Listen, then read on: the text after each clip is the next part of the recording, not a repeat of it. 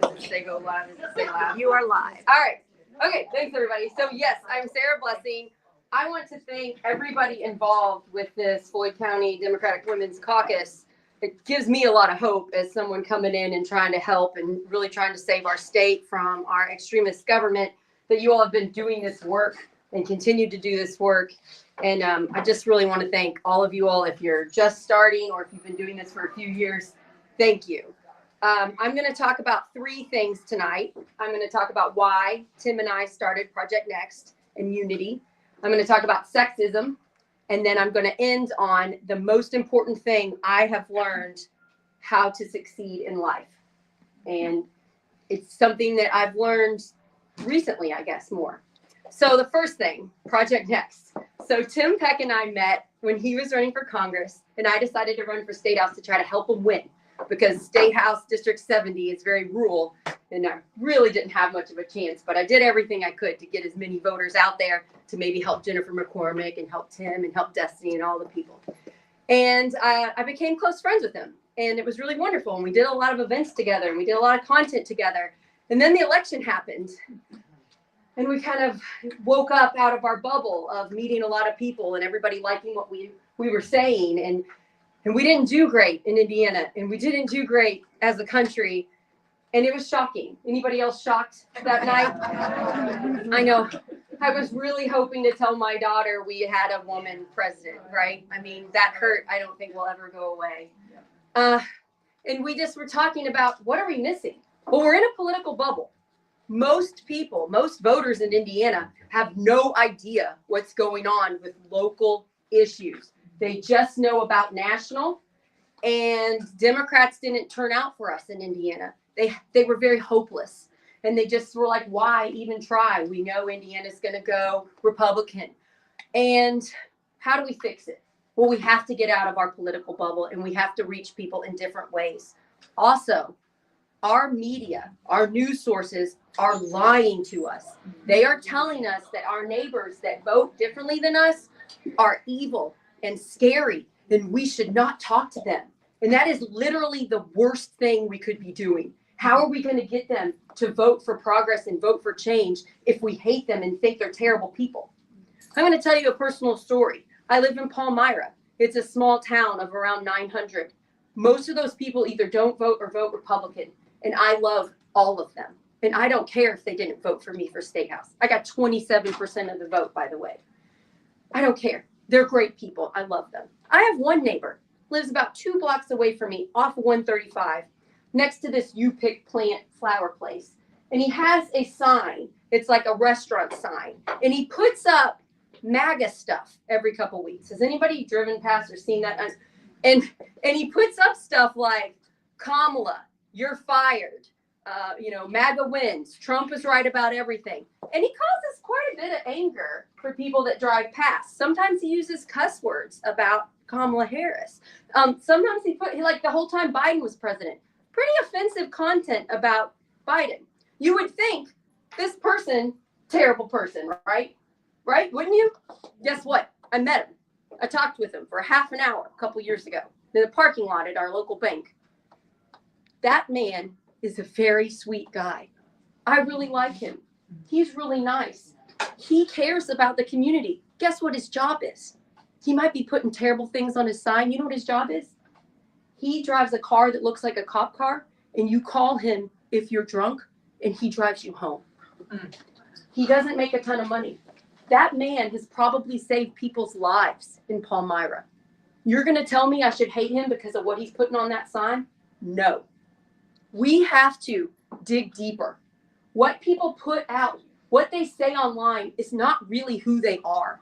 We have to get over our hurt and talk to these people.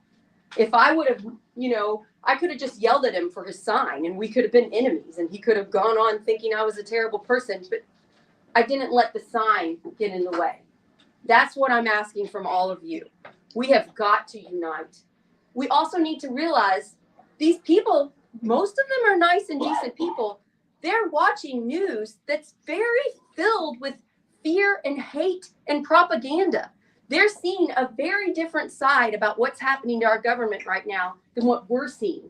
So a lot of people are saying, like, how could they vote for this person? Well, they're seeing completely different things than we are. We have to realize that. Be mad at the propaganda. Be mad at the lies. Be mad at the people profiting off of our fears. Don't be mad at the people that are being duped. And we also need to realize the left, we're being duped too. Do you know how many people have told me we've already lost our democracy since the election? That is not true. We have a democracy. It's a little shaky. We got voter suppression. It might be tested, but we still have it. I've recently become friends with a man named Brian Zimmerman. He's a Republican and he's a former Special Forces veteran. He's been to over 20 countries, not the countries you go to for vacation, the countries that don't have a democracy, the countries where the women don't get to vote, they don't get to go to school, they don't get to pick what they want to wear or have a job. Those countries don't have a democracy. We still have one, and we have to fight for it. The easiest way these people are manipulating us is making us feel hopeless, and we can never do that. You all meeting here tonight, making new friends, working together, this is the antidote, you all. We have a democracy, we have to fight for it, then we've got to tighten it up and fix some things, but this is not over. We have an election, a year and a month, we're going to have a primary. We need to fill up our ballot. We need to make primaries full of competition for Democrats. Get everybody out here. I want 10 people to run against me for State House. Anybody want to? You know? Let's do it. Get people out.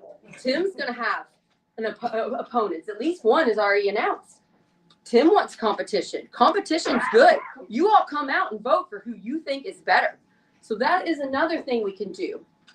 And basically, Tim and I started Project Next so that we are not a Democrat media company. We're not a Republican media company. We are a people first media company. And we're on Facebook. We're on YouTube. We're on Instagram. We're on Twitch. Some stuff's on TikTok. We're on Blue Sky. We're trying to be everywhere. But we don't have an agenda other than what's best for the people. We will have Republicans on the show. We'll have not political people on. We will go to businesses and lift up local. It's all about uniting. I will show you nice Republicans if you don't know any. I bet you all do. I bet you know a bunch of great ones. And then the second thing I want to talk about is sexism.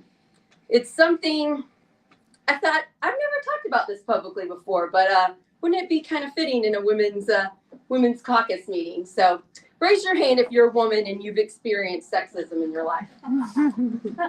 I would just like to thank the generations that are older than me. I'm 44 because I know you have had it worse than I have had, and I know that you have pulled things up better for me and for my children and for everyone else. So I would like to thank you because you've been doing this work a long time. I don't know about you all, but ever since I could talk, I was told I was wrong so many times. I mean, hundreds of thousands of times. I was a teacher for 18 years. I would say something in a meeting and I would be told I was wrong. And then a few minutes later, the man teacher would say the exact same thing and be told he was right. Anybody else ever been there? Had that happen? Yeah, I think that's one of the reasons why I'm strong now. Because I knew sometimes I was wrong, but a lot of times I was right and I knew it and I wasn't going to stop. We have to do that. We have to fight. And then, has anybody ever been in a room and you've talked and you've been interrupted? And then the man talks and they don't interrupt him? Anybody have that happen? Here's some things we can do to fix that. I had that happen just an hour ago. There's things we can do. Sexism is really hard to identify because the person doesn't interrupt you and say, I'm sorry, you're a woman and what you're saying isn't as important as the man. Sometimes they'll say, you're pretty young, or fill in the blank, because basically if we're to talk, we're to be perfect, and we're never perfect. And it's so frustrating. So I've had this happen a lot, and now I'm co-founders with a Dr. Timothy Peck. Okay, we are co-founders of Project Next. It's interesting. We'll be in a room and we'll talk, and I'll get interrupted, but he won't. And this happened in an event a few months ago. And I pulled him aside and I said, did you notice that happened? He's like, no, what happened? And I explained it. And he goes, oh. And then he said this, what can I do to help? I was like, this is why you're one of my best friends, Tim Peck. I said, next time, back me up, you know? And so he's like, well, if I don't back you up, I'm not paying attention and you know, smack me or something. He goes, you got it. That's the type of stuff we can do. You don't have to be a man to do that. You can be in a room like this and another woman gets interrupted and you can say, excuse me, I want to hear what she has to say. We can do this. My daughter deserves better. All of you deserve better. Let's lift this up even more. Who's angry that we don't have women's healthcare rights in Indiana? I almost died twice giving birth. I had triplets and one of them didn't make it and it was an extremely complicated pregnancy. And now I have twins that are 6 and little Armin is a little girl and she died at week 29. And I almost died delivering them. And then the recovery was rough. And I was asked a lot of choices for that really intense thing. I had them in 2018 before we lost our right. I don't know if I'd be here today if I would have to deliver in Kentucky or in Ohio or in Indiana.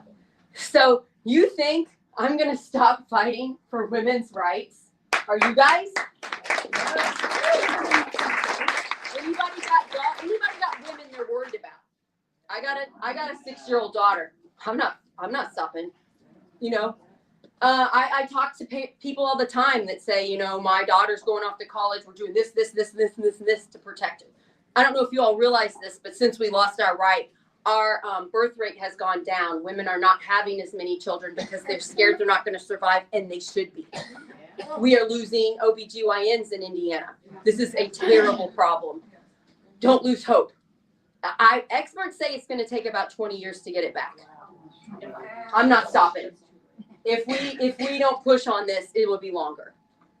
But we're going to have to do what we can. And is it going to be a national? Are we going to lose it nationally? Because right now, we can go to Illinois. So I'm going to get my daughter an OBGYN here. I'm going to get her one in Illinois. Yeah. And that's what I recommend you all do too, if you can. But not everybody can do that. Not everybody has the resources. So I just wanted to say, being a woman, we have to work harder to be listened to. It's not always like this where you're all so amazing and respectful. We have to do it, and it also makes us stronger, right? That's why you all are so incredible. We've had challenges that these men haven't had. They haven't been told, be quiet, you're wrong, as many times as we have, and it has made us stronger. We need to use that, and we need more leaders in this area, in Floyd County, in Harrison County, wherever you're from. We need more leaders like you. So I'd love for you to ask yourself, what do you want to do to help? We're all upset. You're here for a lot of reasons, right?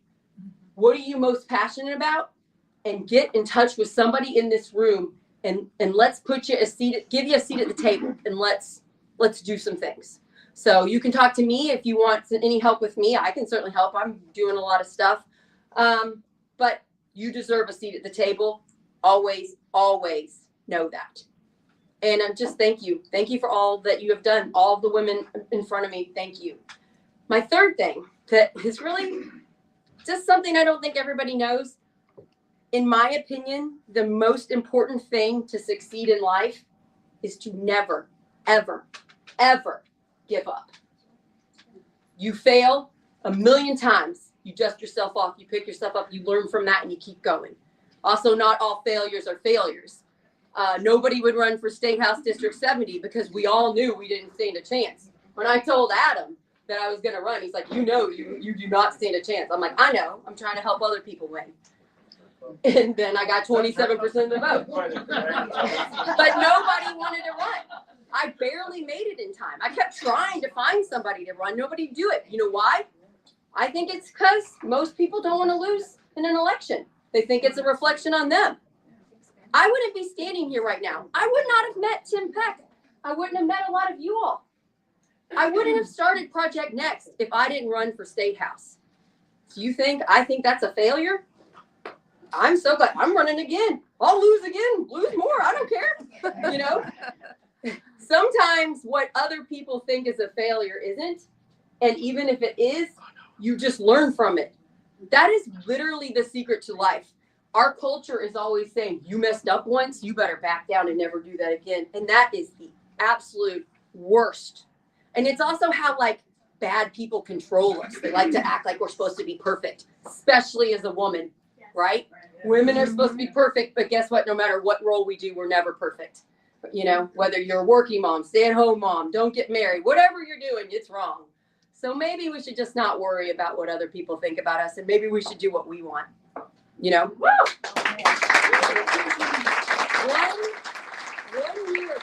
One year ago, almost to the date, I didn't write down what day it was, I had suicidal thoughts, you all.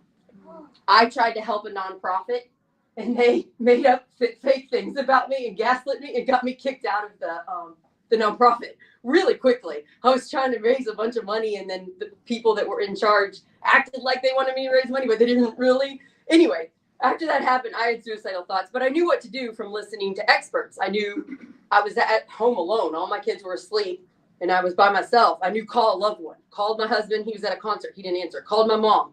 She answered. And then my husband answered. And then my husband held me until literally 3 a.m. when I could finally go to sleep. And then I put it on Facebook. I said, I had suicidal thoughts. I'm a mess right now. I said, if you can help me, could you help me? Because I knew I needed to get better so I could be a good mom. That's literally one of the best things that ever happened to me. I don't want to have to repeat it. It was terrible.